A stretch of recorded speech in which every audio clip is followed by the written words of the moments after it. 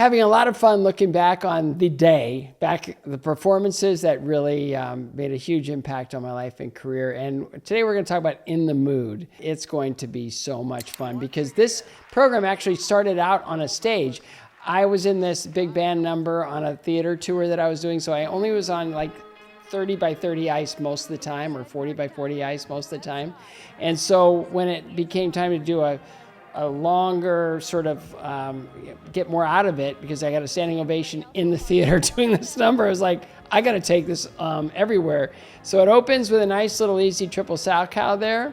And then it was so much fun to do this on big ice because I was able to kind of figure out a way to just skate faster. Because when you're on theater, everything is use your corners, right? Because you don't have a lot of real estate. But this was so fun. So it just, the next triple was triple toe. And it was just one of those numbers that Sarah Kawahara put together really well that just allowed for fun. It's a very familiar piece of music. And I actually skated In the Mood another way as an encore during my Olympic years. One double axel, two double axels, three double axels in a row. Okay, that gets the heart going. So it's I did In the Mood with chickens clucking. It was called the chicken number. And so that was a lot of fun to do over the years, and one of Brian Boitano's favorite numbers, as a matter of fact. So the footwork on this one was a lot of fun. We just wanted this to be one of those numbers that just never stop. There's a lot of steps in it, and it just used every note of music. Costume was gold. And we did this really funny thing. I used to watch, back in the day, I used to watch, all those concert television shows, like In Concert and Midnight Special. They're a million years ago. And it was really fun to be able to kind of, make some of those rock stars bring some of their stuff into it. So James Brown was one of those guys that always would do the kind of the fake ending at the end of his thing. Like he was too exhausted to keep going. It was just too much. It was just, I can't do this anymore. I can't. And so he would, work his way off the ice. And that's what I'm doing in this part right here, a little camel spin, and then just do a little sit spin, working my way down the ice. And then I would just sort of say, well, okay, I'm done. I can't do this anymore. I'm just too tired. And it's like, wait, there's more. Okay, let's get back out there. And so it just sort of created more energy in the audience. And then, but I just hit backflip right away. And it just was one of those that just kept building and building and building and building and building. And it, again, too many steps to count. Oh my goodness, I can't believe I did it. But it was always a blast, and it always got an incredible response. And I pretty much wore it out. If you ever saw the movie The Mask, there's a song in there that just gets it going, Cuban Pete. And the first time I saw the movie, I just said, I gotta do this. I just have to do this. So we did it in Ice Wars, and it was actually, I was doing commentary and competing at the same time. And this is one of the beginning part of it was that initial steps, like Brian Orso thought that was the coolest thing ever, and he always wanted to teach him how to do it. And when I came back from cancer in 97, they did a mashup of all my routines, and Brian Orso did Cuban Pete. But it was one of those where Sarah didn't really want a lot of crossovers, a lot of things, so it was a lot of steps. Everything was steps. And when there's some crossovers, that's good. I think it's because I'm going into triple Lutz. That's pretty much televised. It's going right in here, triple Lutz. Ooh, that's a big one. And so, these were competitions where we would do USA versus the world. Oh, 1 foot heel stop. You have to be genetically blessed to do that. Kurt Browning could never figure that one out, and it drove him crazy. And my son Max, when he was skating, I taught him how to do a 1 foot heel stop, and I sent it to Kurt, and I said, it's genetic, it's not your fault. Triple toe here, a lot of speed. And it was just, everything was, when we do this in Stars on Ice, I would do this run at the end of the ice that would almost go off, and the people were just like, bracing themselves. But it just never stopped. This thing just kept going. It just kept going, and we had all these different little side gags of like doing basketballs out between the legs, and then it going over here. And it was like insane the amount of steps that were in this thing, and it just my heart rate must have been 220 the whole time. because Sarah just kept it going and going and going. And in Ice Wars, it was so much fun. But when we did it in Stars and Ice, the lighting package was incredible for this number. And so it's just, by the time I got to this spin, I knew that I was going to have just a tiny little break, because up to that point, it was just go, go, go, go, go, go, go. So this was my little rest area in here, just to kind of get things back in to where it's not just going, because no one can go that far. No one. Yeah. And the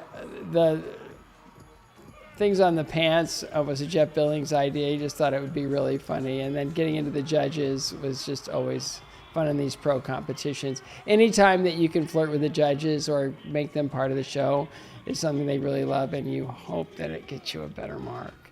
So this is Ron Ludington's favorite part. He was a skater and a coach back in the day, and the knee slides for everything. He just said, I'd never seen that before, so that's really fun. But again, Sarah Kawahara was my choreographer years and years and years. Oh, I missed a double axel. That's not good. But this one has to happen. Yeah, that one happened. And then when we do the Skate to Eliminate Cancers in Boston, there's a young man there that loves to do this number, and I've done it with him, and it's really fun. And backflip at the end, always right at the end, is a great way to get people to react and applaud to the whole performance. And it was always a blast, and I think we did very well in that Ice Wars. And I contributed, just saying.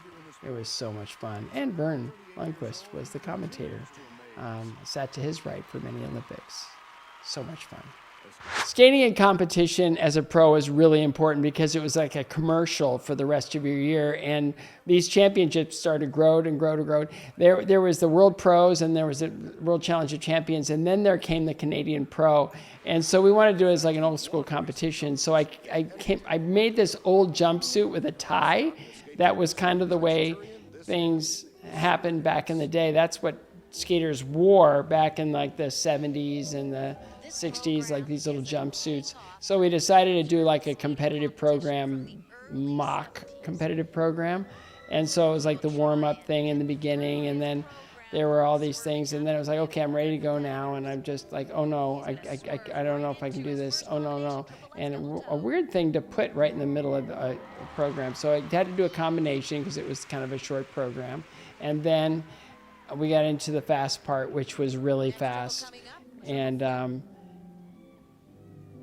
oh, no, we're not in the fast part yet. Sorry, triple flip, double flip, because I hated that jump, and it hated me back. But every now and then, I would do it. And then came the fast part.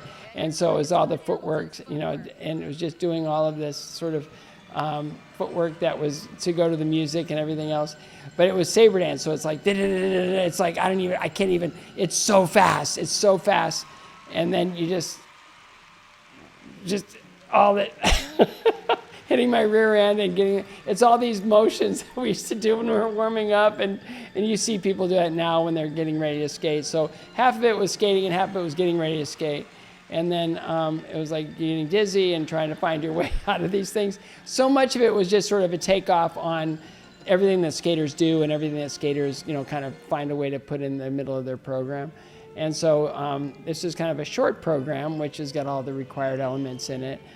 Bad back camel spin, oops. But then it became this thing where a little slow section, and then it speeds up again. And again, it's all meant to be a takeoff on skating.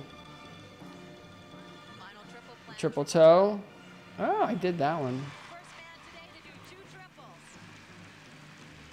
And then there was a part, I'm trying to think of it coming up, because I haven't seen this program in a long time, but it's just doing these sort of like these footwork sequences that in a Russian split. That's kind of hard.